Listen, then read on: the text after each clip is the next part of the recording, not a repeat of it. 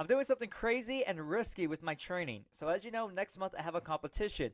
And one of the events I signed up for, which I probably shouldn't have, is hour numbers. So, I have 1 hour to memorize as many numbers as possible.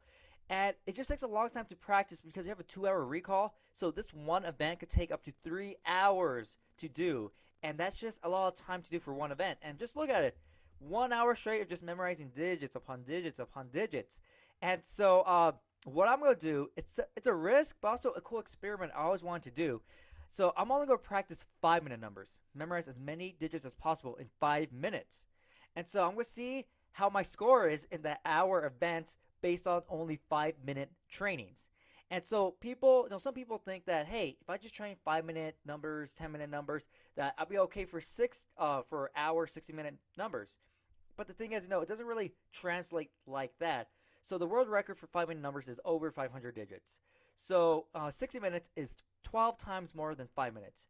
So in theory, if it scaled up exactly, someone could memorize, 5,000 digits in 1 hour. But that hasn't happened because it's a little bit harder because you have way more digits to kind of review and make sure that you really have down. And so what's happening when I do this is I'm kind of taking a lot of risk because an hour is way longer than 5 minutes. So an hour, you have that mental stamina, that mental endurance to actually keep going. 5 minute number doesn't really take that much mental stamina. But it does take some, but not as much as an hour. And so if I only focus on the 5 minute numbers, I'm gonna be skipping out on that mental endurance buildup. And so, but I'm kind of excited to see what kind of scores I will get because the last time I did an hour event was when I became a grandmaster of memory at the World Memory Championship in England. And so that's the last time. It's been a couple of years since I did an hour event. And so this is going to be something else. And I think it'd be cool to see the results. Like, okay, how exactly does 5 minute, just training for 5 minute numbers scale up to 1 hour numbers?